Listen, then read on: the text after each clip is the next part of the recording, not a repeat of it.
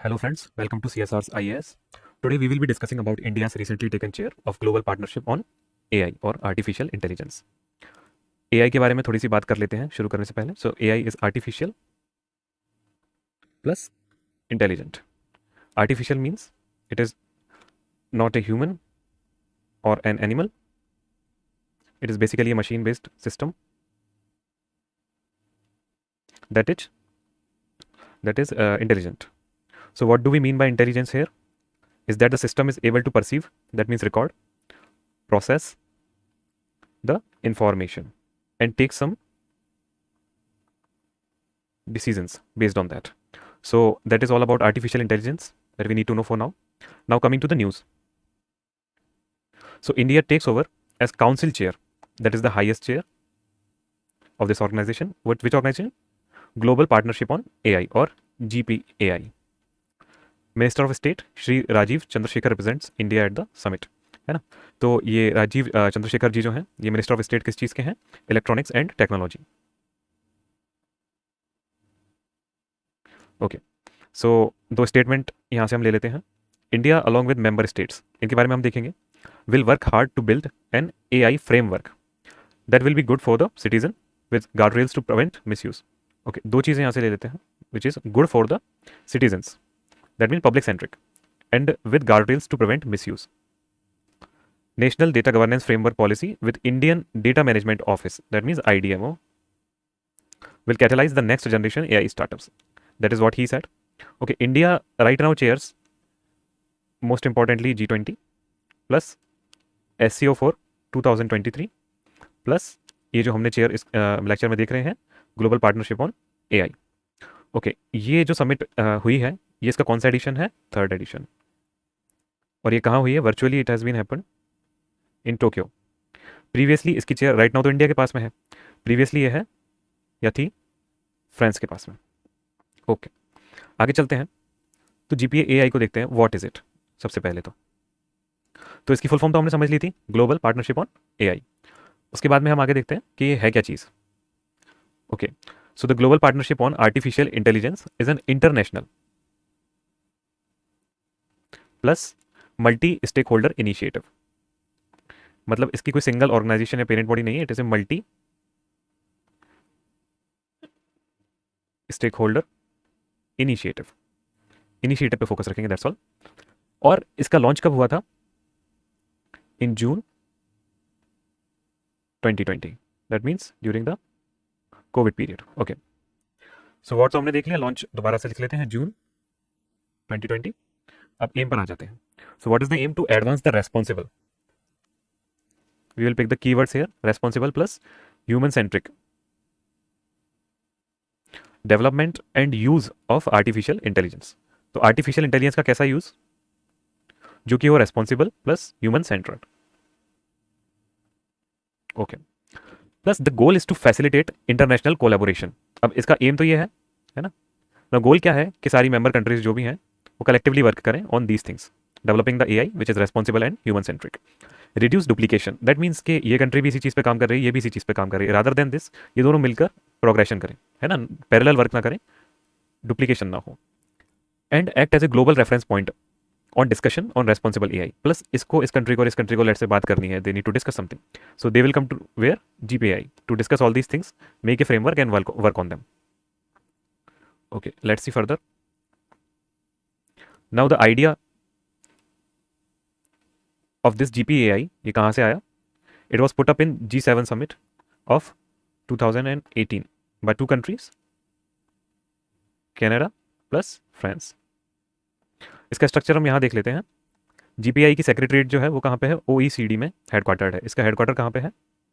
What is OECD? Organisation of economic cooperation and development. इसका headquarter है Paris में. इसकी हाईएस्ट चेयर है GPAI काउंसिल, जिसका हेड अभी है इंडिया के पास में. और इसकी सेकंड चेयर है स्टीयरिंग कमेटी, जिसकी चेयर किसके पास है? Canada plus USA. अच्छा, ये चेयर सिस्टम किस तरह से डिसाइड होता है? वोटिंग से, है ना. It is not randomly given to anybody. Headquarter हमने इसका देख लिया, it is in Paris. Now members पे आ जाते हैं. मेंबर्स इसके शुरू में थे 15 और अब हो गए हैं +10, that means 25. Now final members are 25. More members are being added with time. Okay, इसके ऑर्गेनाइजेशन स्ट्रक्चर में ही कुछ और चीज़ों को भी देख लेते हैं. Multi stake holder experts. Okay, so there are countries and then there are experts as a member of this. तो इनके 4 वर्किंग ग्रुप हैं. One develops the responsible AI or works on this. Second works on the data governance. Third works on the future of work. And fourth works on the innovation and commercialization of the AI. इनके बारे में हम देखेंगे, जानेंगे.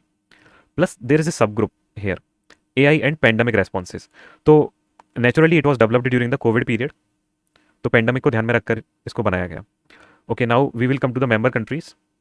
हम map पर इनको mark कर लेंगे. So member countries are Australia. I'll just put a right tick. New Zealand, then India.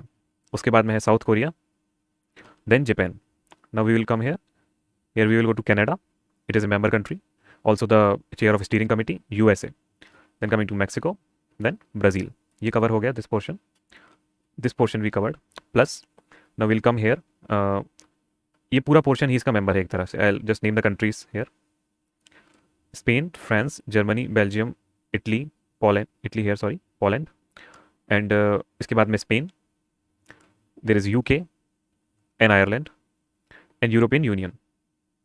Plus 2 countries और हैं यहाँ से, स्लोवेनिया छोटी छोटी एंड शेज रिपब्लिक. ओके, ऊपर कुछ नॉर्डिक कंट्रीज भी हैं जैसे कि Denmark, Netherland and Sweden.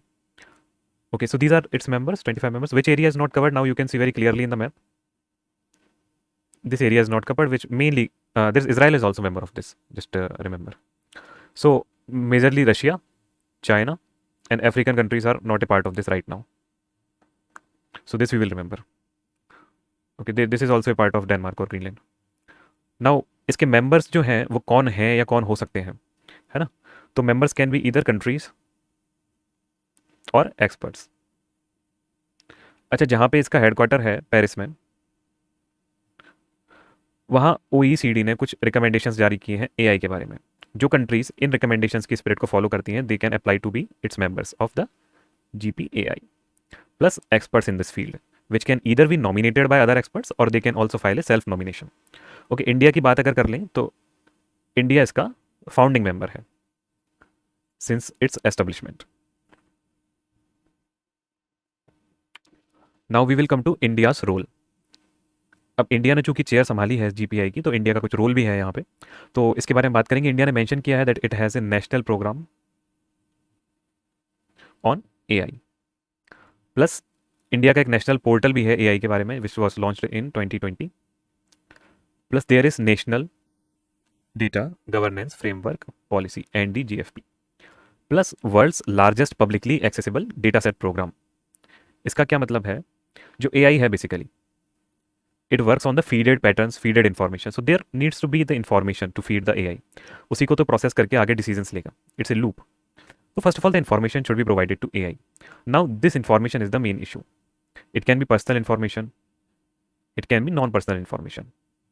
Now information के साथ हमेशा से threats जुड़े हुए हैं. There are issues of information leak, let's say, and it being used for criminal activities.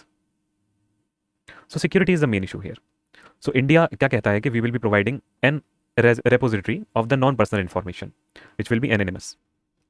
So हमने बात की इंडिया के रोल के बारे में. India is also talking about an Indian data management office. ये क्या करेगा? नेक्स्ट जनरेशन जो AI रिसर्च है उसको फंड एंड मैनेज करेगा, ओवरसी करेगा. प्लस स्टार्टअप इकोसिस्टम जो है, जो इंडिया की इकोनॉमी के लिए अभी काफ़ी इंपॉर्टेंट है, उसको फ्यूल करेगा. नाउ इंडिया का विजन क्या है, फ्यूचर क्या है? तो इंडिया का विजन जो है, it is about evolving A common framework of rules and guidelines.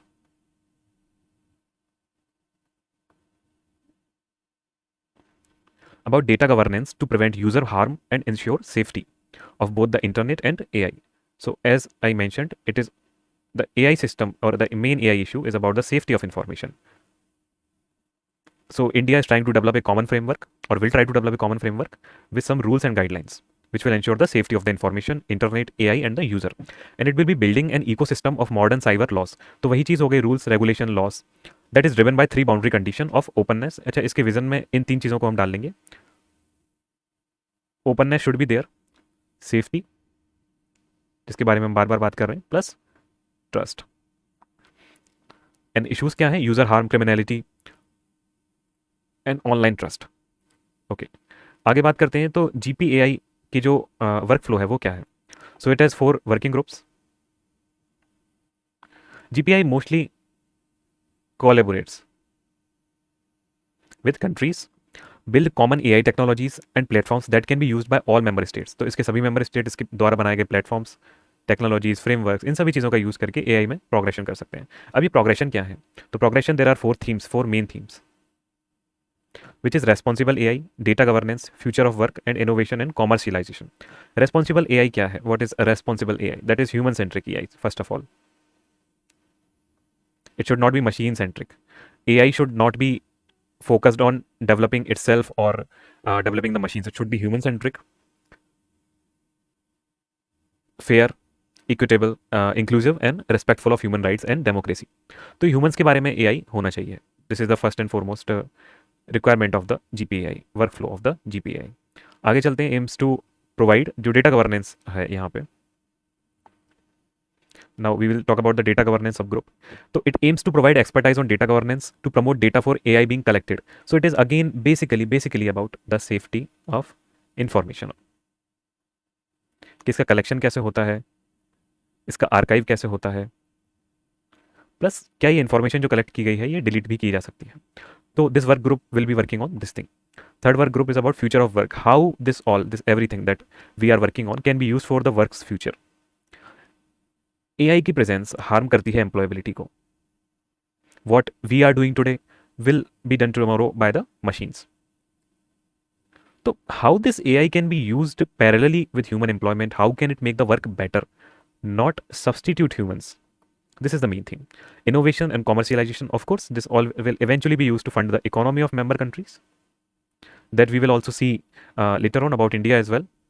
Now we'll move further on this. We will talk about use of the AI, recent use of AI in India. Okay, so the for COVID-19,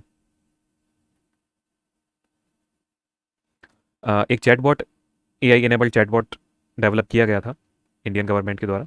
it was named MyGov. So this is an example. उसके बाद judicial system में इसका एक example है, it is name SUPACE. So it helps जजेस by giving relevant information about the cases and assisting judges with legal research basically। Okay, disaster management में भी AI का यूज़ किया जा रहा है। बिहार में इसका एक फ्लड के साथ में मॉडल डेवलप किया गया फ्लड प्रिवेंशन के लिए, जो इंडिया में भी अब अडॉप्ट हो रहा है, पूरे इंडिया में, all over India. So model project was in the Bihar. Banking and financial service में भी इसका यूज़ होता है। कई बैंकिंग एप्स आप देख रहे हो, SBI का आता है योलो आई थिंक, और it's something similar to that. Okay, and the foremost use what we see is in on the internet. You can, when you are watching YouTube recommendations, that is also AI। when you search something on Chrome and it shows up into your ads over Amazon or something, then it is also AI। basically you are the one who is feeding information what you want। so AI is being used everywhere, and India will now be at the chair of development of AI, India first। okay, so now we will see what is the benefit। ये जो हम सब कर रहे हैं India के लिए, personal benefit इसका क्या है? बेनिफिट फॉर इंडिया, इंडिया के लिए इसका बेनिफिट ये है, except for being the foremost developer of AI। So AI is expected to add $967 billion to Indian economy by 2035। अच्छा, इंडिया का एक गोल है $5 ट्रिलियन इकोनॉमी बनने का, उसमें ही हेल्प करेगा 2025 तक। ये तो होगी 2035 की बात।